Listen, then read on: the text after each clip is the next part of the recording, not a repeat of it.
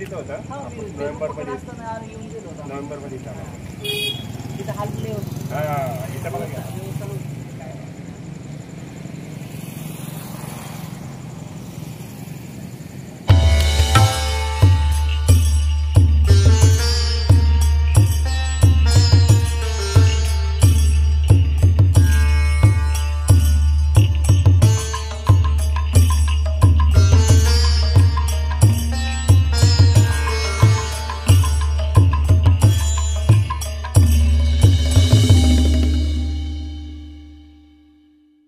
चालता बोलता जागर संविधानाच्या या कार्यक्रमामध्ये आपण अकलूज येथील डॉक्टर बाबासाहेब आंबेडकर मुलांचे शासकीय वसतिगृह या ठिकाणी आलेलो आहोत. खरं तर आपण बघतोय की माळशिरसमधील आमच्या वकील बांधवांनी सुरू केलेल्या या कार्यक्रमामध्ये आपण तालुकाभर फिरत आहोत आणि तालुकाभर फिरत असताना 3 प्रश्नांची अचूक आणि बरोबर उत्तरे देणाऱ्या सर्व नागरिकांना आपण 10 ग्राम चांदीचं नाणं आपण या ठिकाणी भेट म्हणून देत असतो. माझ्यासोबत या वसतिगृहाचे अधीक्षक तथा रेक्टर आहेत सन्माननीय थोरात सर. थोरात सर, सगळ्यात अगोदर तर आपलं पूर्ण नाव सांगा. माझं नाव सुनील पंडित थोरात. सर, मी तुम्हाला असं विचारतो की हे जे आपले वसतिगृह आहे, ह्या वसतिगृहामध्ये सध्या एकूण किती म्हणजे मुलांची कॅपॅसिटी आहे? या वसतिगृहाची सध्याची क्षमता 75ची आहे. 75ची आहे. आणि कितव्या इयत्तेपासून कितव्या इयत्तेपर्यंत इथं प्रवेश दिला जातो? या वसतिगृहात इयत्ता 8वी पासून ते पुढे 7वी पर्यंत प्रवेश दिला जातो. आणि प्रवेशाची काय प्रक्रिया? प्रवेश आपण प्रवेशाचे 75 विद्यार्थी आहेत त्याचे आपण 80 ते 85% विद्यार्थी एससी समाजाचे असतात, 5% NT OBCचे असतात, 1% अनाथ अपंग अशी कॅटेगरी आहे आणि आपण टक्केवारीनुसार विद्यार्थ्यांना प्रवेश देतो. नक्कीच सर. तर आता सध्या मला वाटते अद्याप नवीन प्रक्रिया चालू झालेली नाही, जून मध्ये होईल. काही ऑफलाईनच असेल, अजून ऑफलाईनच आहे. आणि यासोबतच या जून पासून स्वाधार योजना देखील तालुका स्तरावर लागू केलेली आहे, ती पण आमच्याकडे दिलेली आहे. ते स्वाधार योजनेचं माझ्या माहितीप्रमाणे शहरापासून 5 किलोमीटरच्या आत जर ते शाळा असेल किंवा कॉलेजेस असेल महानगरपालिका क्षेत्रापासून, तर ते त्याच्यासाठी पण ते स्कॉलरशिप टाईप त्यांना त्या विद्यार्थ्यांच्या खात्यावरती पैसे, त्याची सुद्धा एक वेगळी प्रक्रिया, आपण त्याचा देखील व्हिडिओ वेगळा बनवणार आहोत. पण आता सध्या आपण या वसतिगृहामध्ये आहोत आणि या वसतिगृहामध्ये माझ्या माहितीप्रमाणे काही स्पर्धा परीक्षा देणारे विद्यार्थी देखील आहेत. बघूया सर. तर आपण या वसतिगृहामध्ये हे 10 ग्राम चांदीचं नाणं की ज्याच्या एका बाजूला डॉक्टर बाबासाहेब आंबेडकर आहेत आणि एका बाजूला चालता जागर संविधानाचा असं लिहिलेलं आहे, तर हे बाबासाहेबांची प्रतिमा असलेलं 10 ग्राम चांदीचं नाणं कोण जिंकतंय? तर आपल्याबरोबर काही विद्यार्थी आहेत. चला तर आपण या कार्यक्रमाची सुरुवात करणार आहोत. मी तुम्हा सगळ्यांसाठी परत या कार्यक्रमाचे रूल्स सांगतो. आपला हा कार्यक्रम अतिशय खेळीमेळीच्या वातावरणात पार पडणार आहे, त्यामुळे सगळ्यांनी पहिल्यांदा तर रिलॅक्स व्हायचं आहे. सर आहेत, रेक्टर आहेत, मी स्वतः वसतिगृहात शिकलेलो आहे, त्यामुळे मला माहिती आहे काय असतं. थोडंसं रिलॅक्स व्हा अगोदर. आम्ही माळशिरस वकील संघटनेचे वकील आहोत आणि गेल्या 1 तारखेपासून 30 तारखेपर्यंत चालता बोलता जागर संविधानाचा हा कार्यक्रम आपण घेतोय. भारतीय संविधानाला 75 वर्ष पूर्ण झालेले आहे, परंतु संविधानाच्या बाबतीत जेवढ्या प्रमाणात जनजागृती किंवा संविधानाचा प्रचार प्रसार व्हायला पाहिजे होता तेवढ्या प्रमाणात झालेला नाही आहे. तर आपण तो प्रचार आणि प्रसार तुमच्यापर्यंत पोहोचलाय का, किंवा संविधान तुम्हाला किती माहीत झालंय हे बघण्यासाठी आपण या ठिकाणी आलेलो आहोत. जर तुम्ही त्या 3 प्रश्नांची, आम्ही तुम्हाला बाबासाहेब आंबेडकर किंवा भारतीय संविधान या अनुषंगाने 3 प्रश्न विचारणार, जर या 3 प्रश्नांची बरोबर उत्तर दिले तर हे 10 ग्राम चांदीचं नाणं आम्ही तुम्हाला आमच्या टीमच्या वतीने या ठिकाणी भेट देणार आहोत. तुम्हाला सगळ्यांसाठी मी एक कॉमन प्रश्न विचारतो सगळ्यात अगोदर. तर त्या अनुषंगाने आपण KBC टाईप खेळूया. जो पहिला उत्तर देईल त्याला आपण पुढचे 2 प्रश्न विचारूया. तुमच्या सगळ्यासाठीचा पहिला प्रश्न, बाबासाहेब आंबेडकर आपण सगळ्यांनी वाचलेले आहेत आणि वसतिगृहात आहेत म्हटल्यानंतर बाबासाहेब वाचायलाच पाहिजे असं मला व्यक्तिगत वाटतं. तर बाबासाहेब आंबेडकर आपण सगळ्यांनी वाचल्यामुळे माझा तुम्हाला सगळ्यात सोपा पहिला प्रश्न, बाबासाहेब आंबेडकर यांचं पूर्ण नाव काय होतं? हात वर करा, हात वर करा. कोणी दिलं उत्तर? ये इकडे दादा, या या या. ज्याला उत्तर येतं त्याने हात वर करा, शक्यतो बोलू नका म्हणजे उत्तर फुटणार नाही. पहिलं तर दादा तुझं नाव सांग. अक्षय महादेव चांभार. अक्षय महादेव चांभार. गाव कुठलं दादा? जत तालुक्यात बालगाव म्हणून आहे. बालगाव. आता काय इथं काय शिकतोय तू? BSc honours agriculture. Honours agriculture मध्ये कुठे आहे सध्या शाळेला? रत्नागिरी कृषी महाविद्यालय आनंदनगर अकलूज. आनंदनगर अकलूजला आहे. कितव्या वर्षाला? First year. काय स्पर्धा परीक्षा करतोय? आता पुढच्या सेमिस्टर पासून तयारी करायची असते इच्छा आहे. तर या दादानं आपल्याला पहिल्या प्रश्नाचं उत्तर बरोबर दिलेलं. काय उत्तर सांगितलं तू? भीमराव रामजी आंबेडकर. भीमराव रामजी आंबेडकर हे उत्तर बरोबर आहे. सगळ्यांनी एकदा आपण जोरदार टाळ्या वाजवूया त्याच्यासाठी. त्यानंतर त्यानं दुसऱ्या प्रश्नाचं जर उत्तर बरोबर दिलं तर मी लगेच तिसरा प्रश्न विचारणार आणि तिन्ही प्रश्नांची उत्तर बरोबर दिले तर हे 10 ग्राम चांदीचं नाणं आपण त्याला या ठिकाणी भेट म्हणून देणार आहोत. दादा नाव काय सांगितलं होतं तुझं? अक्षय महादेव चांद. अक्षय. तर अक्षयसाठी दुसरा आणि सोपा प्रश्न मी विचारतोय. बाबासाहेब आंबेडकर वाचलेत ना तू? बाबासाहेबांचं जे त्यांनी अनेक वर्तमानपत्र सुरू केली होती. अनेक वर्तमानपत्र सुरू केले. त्यातलं पहिलं जे वर्तमानपत्र सुरू केलं होतं, पहिलं वर्तमानपत्र सुरू केलं होतं त्याचं नाव काय? मूकनायक परिसंवाद. मूकनायक परिसंवाद. परिसंवाद. मूकनायक एवढंच होतं असं माझं. नक्की का? हा. का परिसंवाद? मूकनायक असेल. कन्फर्म सांग, सगळ्यांना बघायचंय. मी मूकनायक परिसंवाद म्हणून एक कार्यक्रम आहे. त्या कार्यक्रमाला तो गेला होता.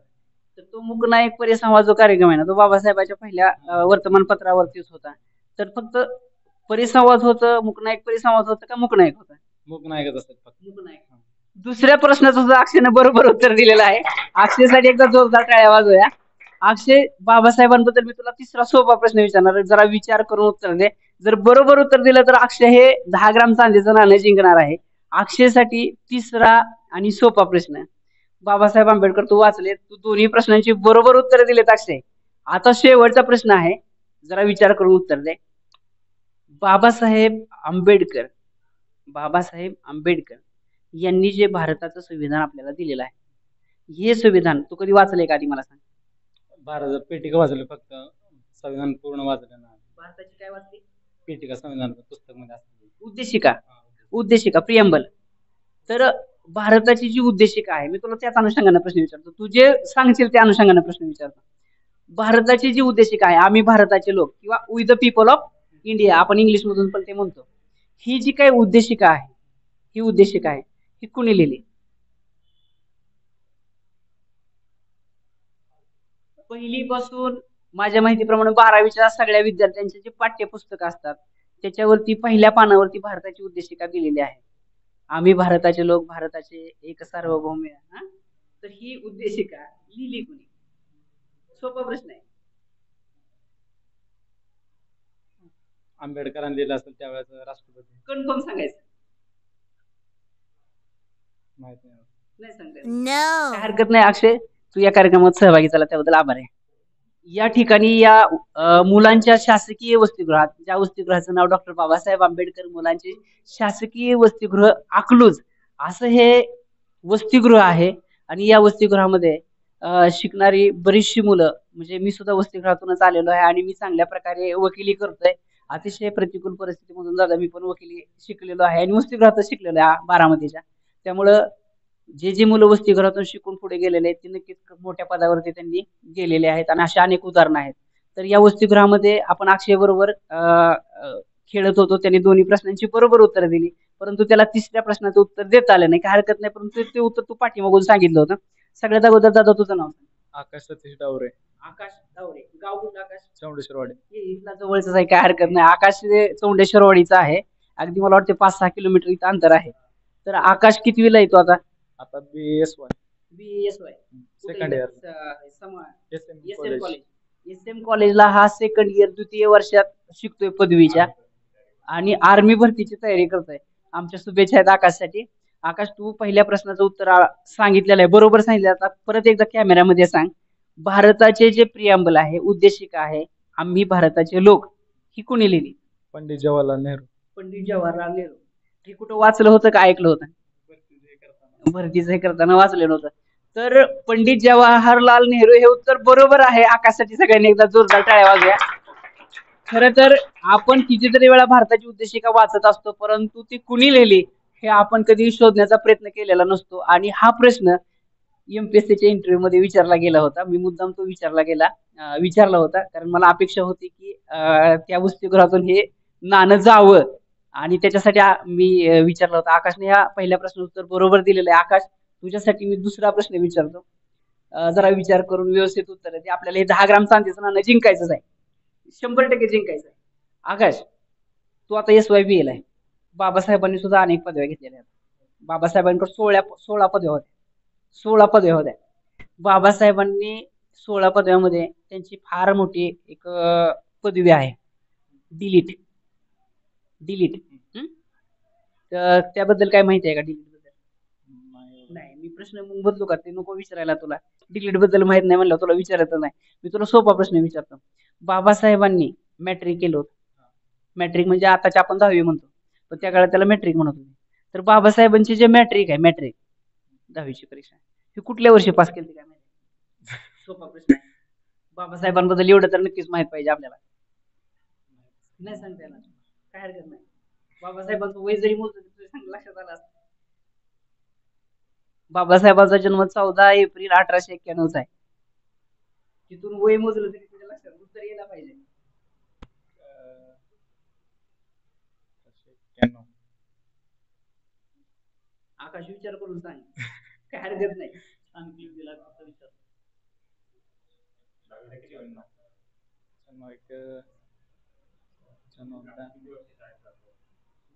सांगते ते एक 9005. 9000 1905 सॉरी. 1905. 1905 हे उत्तर बरोबर नाही आहे. काय हरकत नाही आकाश, तू छान प्रयत्न केला, थँक्यू. मी सगळ्यांसाठी कॉमन प्रश्न विचारतो, बाबासाहेबांच्या संबंधातच असेल तो. बाबासाहेब आंबेडकर यांचं लग्न रमाबाई, तथा आपण त्यांना रमाई म्हणतो, त्यांच्यासोबत झालेलं आहे. आणि आपण त्यांच्यावरती अनेक चित्रपट पाहिलेले आहेत, अनेक मालिका आणि अनेक पुस्तकं पण आलेले आहेत. तर बाबासाहेबांचा आणि रमाईचा विवाह याच महिन्यामध्ये, या एप्रिल महिन्यामध्ये झालेला होता. आणि तो मुंबईच्या भायखळा बाजारामध्ये झालेला होता. तर फक्त तुम्हाला बाबासाहेबांच्या आणि रमाईच्या लग्नाची तारीख सांगायची. सोपा प्रश्न आहे, सांगता येईल कोणाला? याच महिन्यामध्ये त्यांच्या लग्नाचा वाढदिवस असतो. आपण आपण ये पुढे दादा. आपण बऱ्याच जणांनी स्टेटस पण ठेवले होते त्याचे. ये दादा इथे. सगळ्यात अगोदर तर तुझं नाव सांग दादा. रोहन खराडे. रोहन खराडे. कुठं राहतो दादा? इथं हॉस्टेल. नाही गाव कुठलं? कर्मा. करमाळा. कितवीला येतो तू? मी BSc nursing second year. BSc nursing second year. Okay, नर्सिंगला आहे. तर रोहन, काय उत्तर सांगितलं तो? 4 एप्रिल. 4 एप्रिल हे उत्तर अतिशय बरोबर आहे.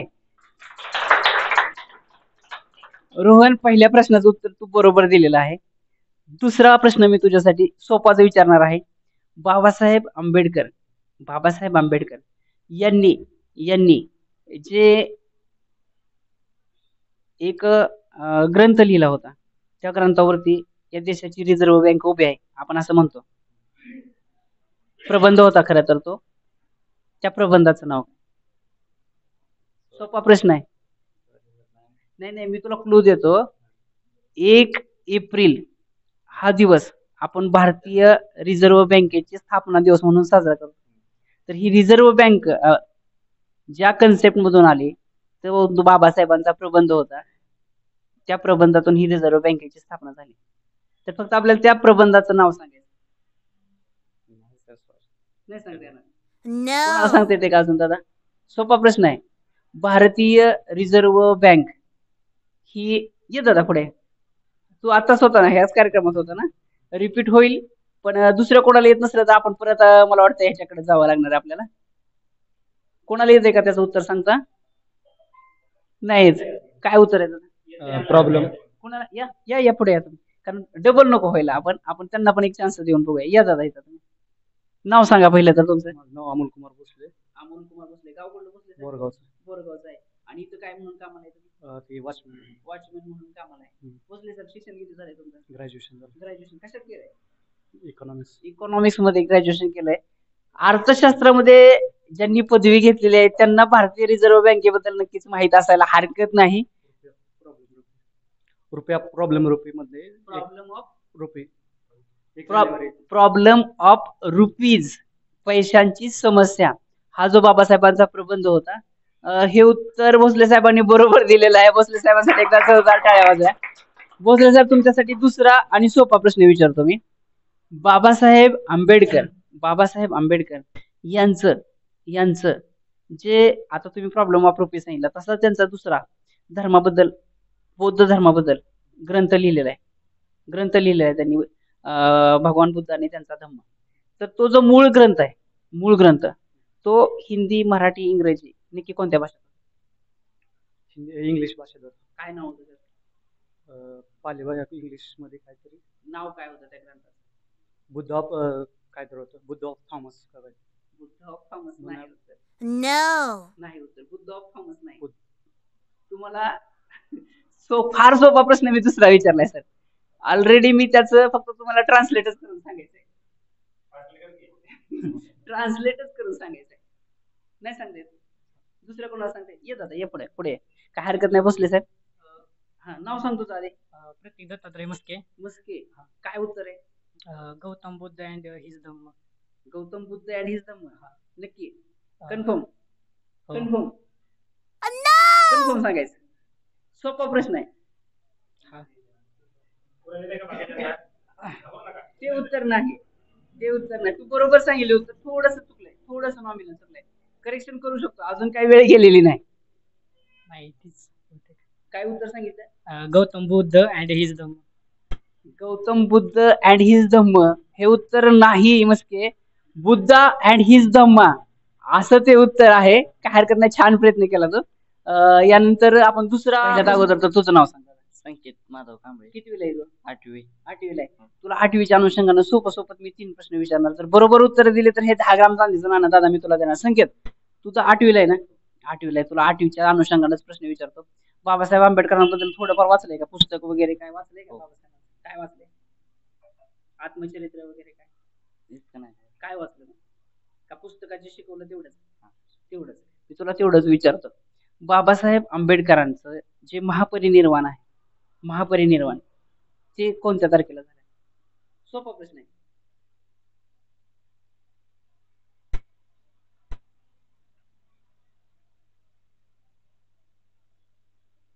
बाबासाहेबांचं महापरिनिर्वाण हे दिल्लीमध्ये झालं होतं आणि त्यांचा जो अंत्यविधी होता तो मुंबईला झाला होता. दादरला चैत्यभूमीला. तर तो कोणत्या तारखेला महापरिनिर्वाण?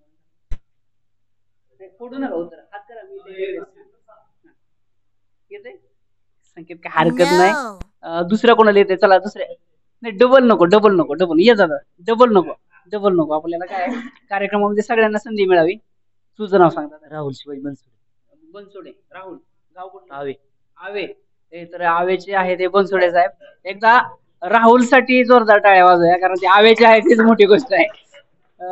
पंढरपूर तालुक्यातलं आव नदीच्या पलीकडचा. तर राहुल काय उत्तर आहे? 6 डिसेंबर. 1900 नाही सांगता येणार. 6 डिसेंबर 1900 गाणं पण आहे त्याच्यावरती. फार गाजलेलं गाणं आहे. 6 डिसेंबर 1900 नाही सांगता येणार. No. तुमच्या गावामध्ये दर 6 डिसेंबरला बाबासाहेबांची महापरिनिर्वाण दिन साजरा होतो. तर बाबासाहेबांचा महापरिनिर्वाण हा 6 डिसेंबर 1956 रोजी झालेला होता. हरकत नाही राहून या कार्यक्रमात सहभागी झाला. तर या वसतिगृहातील दुसरा विद्यार्थी आपल्या सोबत आहे. दादा तुझं नाव सांग. संकेत सुभाष बनसोडे. संकेत. 2 संकेत झाले मग इथं. काय हरकत नाही. चांगला संकेत आहे आपल्या कार्यक्रमासाठी सुद्धा. तर संकेत कितवीला येतो दादा? ITI करतो. 10वी पास झालाय तो. वाटत नाही. काय हरकत नाही. पण संकेत तुझ्यासाठी मी सोपा प्रश्न विचारतो. बाबासाहेब आंबेडकर हा यांचं जे आजोबा होते आजोबा यांचं फक्त नाव सांगायचं. वडिलांचे वडील. बाबासाहेबांचं नाव काय? भीमराव. वडिलांचं नाव काय? रामजी. रामजीच्या वडिलांचं नाव सांगायचं. सोपा प्रश्न आहे. नाही सांगता येणार. वाचले No. कधी? नाही वाचलं. दुसऱ्या कोणाला सांगते ते? बाबासाहेबांच्या वडिलांचे वडील. डबल रिपीट होणार नाही. बाबासाहेबांच्या वडिलांचे वडील हे मालोजी असं त्यांचं नाव होतं. मी तुला दुसरा सोपा प्रश्न विचारतो. बाबासाहेबांबद्दल वाचला असेल तर संकेत. बाबासाहेबांचे जे वडील होते रामजी त्यांचं मूळ आडनाव काय होतं? आंबेडकर हे त्यांचं मूळ आडनाव नव्हतं.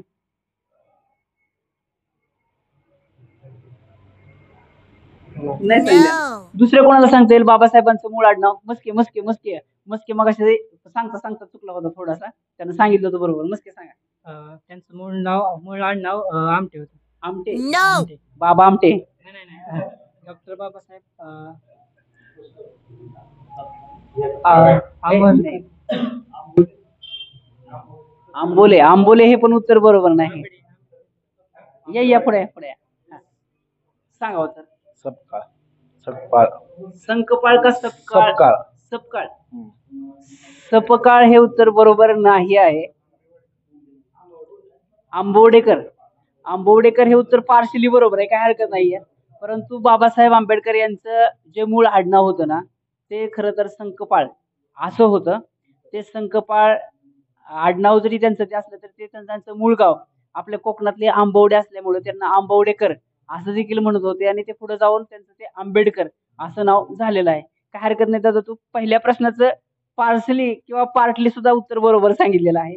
सगळ्यात अगोदर तर तुझं नाव सांग. माझं नाव सोनबा संजय करडे, करडे. गाव कुठलं करडे? गारवाड. गारवाड गावचं आहे. काय हरकत नाही. गारवाड बाकीच्या गोष्टींसाठी पण फेमस आहे. पण आम्हाला असं वाटतं की या वसतिगृहातील हा गारवाडचा विद्यार्थी आहे, करडे आहे. तर करडे, पहिल्या प्रश्नाचं उत्तर तुम्ही बरोबर दिलेलं आहे. राहिलेल्या दोन्ही प्रश्नांची उत्तर बरोबर दिले तर हे 10 ग्राम चांदीचं नाणं आम्ही तुम्हाला या ठिकाणी भेट म्हणून देणार आहोत. तुमच्यासाठी दुसरा आणि सोपा प्रश्न विचारतो. बाबासाहेब आंबेडकर यांनी जे शिक्षण संस्था सुरू केली होती त्याच्यामध्ये जवळपास 37 शाळा त्यांनी चालवल्या होत्या.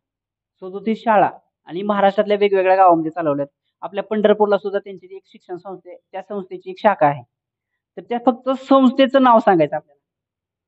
रयत शिक्षण संस्था. रयत शिक्षण संस्था ही कर्मवीर भाऊराव पाटलांनी चालू केलेली होती. तर काय कोणाला सांगता येते का अजून? दुसऱ्या कोणाला सांगता येते का? बाबासाहेब आंबेडकरांनी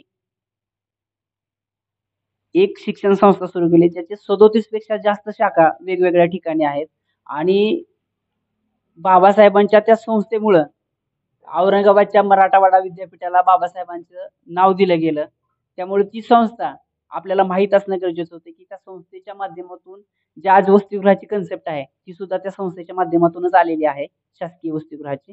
बाबासाहेबांनी त्या संस्थेच्या माध्यमातून अनेक वसतिगृह चालू केले. आपल्या सोलापूरला सुद्धा बाबासाहेबांनी शासकीय वसतिगृह त्या संस्थेच्या माध्यमातून सुरू केलेलं होतं आणि 1931 साली बाबासाहेब ज्यावेळेस सोलापूरला आले होते त्या वसतिगृहाच्या उद्घाटनाला, त्यावेळेस बाबासाहेबांनी सांगितलं होते की मला असं वाटतं की आपल्यातल्या विद्यार्थ्यांनी जास्तीत जास्त कायद्याचा अभ्यास करावा आणि जास्तीत जास्त कायद्याच्या डिग्र्या संपादित कराव्या. तर त्या शिक्षण संस्थेचं नाव पीपल एज्युकेशन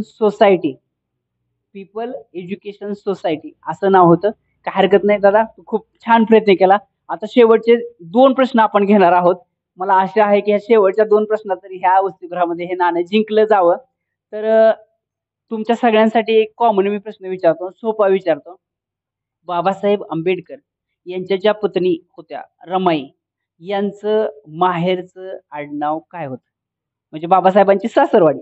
मी संविधानावरती अजून एकही प्रश्न विचारलेला नाही. मी सोपा प्रश्न विचारतो की बाबासाहेबांची ज्या पत्नी होत्या रमाई, त्यांचं माहेरचं आडनाव काय होतं? त्यांचं वनन हे माहेर होतं रमाईचं. फक्त आपल्याला त्यांचं आडनाव सांगायचं किंवा बाबासाहेबांची सासरवाडी म्हणू आपण. काय हरकत नाही, मी प्रश्न बदलतो. स्पर्धा परीक्षा देणारे कोण कोण आहे त्यांनी फक्त पुढे या. स्पर्धा परीक्षा देणारे अजून कोण आहे? दुसरं एकटाच आहे का? लायब्ररीला आहेत. काय हरकत नाही, स्पर्धा परीक्षा देतो. दादा तू आता आलता या कार्यक्रमामध्ये सहभागी चालताना, नाव काय सांगितलं होतं? आकाश डावरे. चौंडेश्वरवाडी. आकाश स्पर्धा परीक्षा देतोय, मला वाटतं आर्मी भरती पण करतोय. स्पर्धा परीक्षेच्या अनुषंगानं मी सोपा प्रश्न आकाशला विचारतो. भारतीय संविधान वाचलंय, अभ्यासतोय, कारण स्पर्धा परीक्षेला ते द्यावंच लागतं. किमान 10 प्रश्न संविधानावर येतात स्पर्धा परीक्षेच्या अनुषंगानं. तर भारतीय संविधानामध्ये आज मितीला म्हणजे आज रोजी एकूण किती कलम आहेत? काय तर 365. 365. No. 395 कलम ही मूळ संविधानातच होती. म्हणजे 1950ला ज्यावेळेस संविधान लागू झालं त्याच वेळेस 395 होते. तर आज रोजी किती आहेत? हे असेच प्रश्न आपल्याला स्पर्धा परीक्षेमध्ये विचारले जातात. तर या कार्यक्रमाच्या निमित्तानं आपण एवढं तरी ठरवूया की आपण त्याचा अभ्यास केला पाहिजे आणि ती जी आपल्या हक्काची 10 मार्क आहेत ते आपण मिळवलीच पाहिजेत. तर 395 ही मूळ कलम होती आणि आज मी तिला 448 एवढी कलम आहेत. 448 एवढी कलम आहेत. चला तुमच्यासाठी एक शेवटचा प्रश्न विचारतो. जर बरोबर उत्तर आलं तर आपण पुढे खेळूया, नाहीतर आपण हा कार्यक्रम या ठिकाणी थांबवणार आहोत. तुमच्या सगळ्यांसाठीचा या कार्यक्रमातला शेवटचा प्रश्न भारतीय संविधानावरती विचारतो. तुम्ही भारतीय संविधान वाचलेलं असेल सगळ्यांनी. भारतीय संविधानामध्ये जे आपल्याला मूलभूत अधिकार सांगितलेले आहेत, मूलभूत अधिकार दिलेले आहेत, ते संविधानाच्या कोणत्या भागामध्ये किंवा कलम किती ते किती आहे? सोपा प्रश्न आहे. मूलभूत अधिकार, fundamental rights given by constitution 6 ते 7 ते 14. No. 7 ते 14 हे उत्तर बरोबर नाहीये. ये दादा पुढे ये. मस्के आता बरोबर उत्तर यायला पाहिजे. मस्के सांगा. कलम 14 ते 32. 14 ते 32. 14 ते 32 हे थोडंच उत्तर बरोबर आहे, कारण कलम त्याचं 12 ते 35 असं आहे. पण काय हरकत नाही, मस्केसाठी आपण एक शेवटचा प्रश्न रिपीट करूया. मस्के तो उत्तर चुकलेला आहे, पण काय हरकत नाही. मी तुला दुसरा सोपा प्रश्न विचारतो. संविधानाबद्दलचाच विचारू का बाबासाहेबांबद्दल विचारू? कोणता पण विचारा. कोणता पण विचारू. तुला संविधानाबद्दलचा सोपा प्रश्न विचारतो. भारतीय संविधान वाचलंय. ह्या संविधानामध्ये आपल्याला अस्पृश्यता नष्ट झाली. मस्के भारतीय संविधानामध्ये अस्पृश्यता नष्ट झाली आणि अस्पृश्यता पाळणे हे संविधान लागू झाल्यापासून अस्पृश्यता, शिवता ह्या गोष्टी जर पाळल्या तर तो कायद्याने गुन्हा ठरवला गेला. तर हे अस्पृश्यता नष्ट करणार भारतीय संविधानातलं कलम कोणतं? स्पेशली आपल्याला तर माहीतच असायला पाहिजे, कारण सगळ्यात जास्त त्या कलमामुळं आपण आज माणूस म्हणून माणसात वावरतोय. ज्या भारतीय संविधानाच्या कलमानं अस्पृश्यता नष्ट केली आणि अस्पृश्यता पाळणं गुन्हा ठरवलं, ते भारतीय संविधानातलं कलम कोणतं? अनटचॅबिलिटी नष्ट करणार काय करत नाही. No. भारतीय 17 बरोबर आहे. या इकडे तुम्ही भोसले साहेब, तुम्ही ह्या प्रश्नाचं बरोबर उत्तर दिलेलं आहे. खरं तर मला असं वाटतं, विशेष करून जे अनटचेबल्स होते पूर्वी, म्हणजे 1950 पूर्वी, ज्यांना ह्या समाजाच्या मेन स्ट्रीममध्ये किंवा मुख्य प्रवाहामध्ये घेतलं जात नव्हतं, त्यांना शिवणं देखील काय म्हणजे थोडंसं कमीपणाचं लक्षण मानलं जायचं. तर हे शिवता शिवत किंवा अस्पृश्य हा प्रकार बंद करणारा कलम 17 आहे. आणि कलम 17 हे आपल्याला माहितीच असायला पाहिजे. तर या ठिकाणी भोसले साहेबांनी पहिल्या प्रश्नाचं उत्तर बरोबर दिले. भोसले साहेबांसाठी पुढील 2 प्रश्न मी विचारणार आहे. भोसले साहेब, कलमाच्या अनुषंगाने विचारू का दुसरं विचारू? कोणतं विचारू? कुठलेही विचारू. भोसले साहेबांसाठीचा दुसरा आणि सोपा प्रश्न आहे. तुम्हाला सोपा प्रश्न विचारतो. बाबासाहेब आंबेडकरांनी जे भारताचं संविधान लिहिलं, हे लिहिण्यासाठी एकूण किती कालावधी लागला? 2 वर्ष 18 महिने 11 दिवस. परत सांगा. 2 वर्ष 11 महिने 18 दिवस. 2 वर्ष 11 महिने 18 दिवस हे उत्तर या ठिकाणी भोसले साहेबांनी बरोबर सांगितलेलं आहे. शेवटचा प्रश्न, आणि गोरवे साहेब, हे 10 ग्राम चांदीचं नाणं आपण या ठिकाणी भोसले साहेबांना देणार आहोत. तर ह्या 10 ग्राम चांदीच्या नाण्यासाठी शेवटचा प्रश्न भोसले साहेबांनी व्यवस्थित आणि शांततेत व्यवस्थित प्रश्न ऐकून जर उत्तर दिलं तर हे नाणं भोसले साहेब तुमचं होणार आहे. अजिबात गडबड करू नका. शेवटचा प्रश्न, सोपा प्रश्न. भारतीय संविधानामध्ये आपण सांगितलं की अनटचॅबिलिटी 17 नष्ट केली. तर ह्या संविधानामध्ये जर परत कुणी अनटचॅबिलिटी पाळली किंवा तुमचे मूलभूत अधिकारांचं हनन केलं, जसं की तुम्हाला बोलण्याचा अधिकार आहे, फिरण्याचा अधिकार आहे, कुठेही व्यवसाय करण्याचा, कोणताही व्यवसाय करण्याचा, कोणत्याही धर्माचं आचरण करण्याचा अधिकार आहे, हे जे काही तुमचे फंडामेंटल राईट्स आहेत, मूलभूत अधिकार आहेत, ह्या मूलभूत अधिकाराचं कोणी हनन केलं तर तुम्हाला डायरेक्ट सुप्रीम कोर्टामध्ये दाद मागता येईल. त्याला बाबासाहेब असं म्हणतात की ते कलम म्हणजे ह्या संविधानाचा आत्मा आहे. तर ते असं कलम आहे की ज्या तुमच्या मूलभूत अधिकारांचं हनन झाल्यानंतर डायरेक्ट तुम्हाला इथल्या तिथल्या कोर्टात नाही तर डायरेक्ट सुप्रीम कोर्टाला सांगतं की तुम्ही त्याचं ते व्यवस्थित करून द्या आणि तुमच्या मूलभूत अधिकारांचं रक्षण करता. तर ते कलम, संविधानाचं आत्मा असणारं कलम कोणतं? कलम 42. कलम 42. कलम No. 42 हे उत्तर बरोबर नाही आहे. नाही नाही नाही आता नाही सांगून माहिती. तर कलम 32 हे उत्तर बरोबर होतं. काय हरकत नाही. भोसले साहेबांसाठी सगळ्यांनी एकदा जोरदार टाळ्या वाजवूया. खूप खूप खूप छान प्रयत्न केला भोसले साहेबांनी. थँक्यू.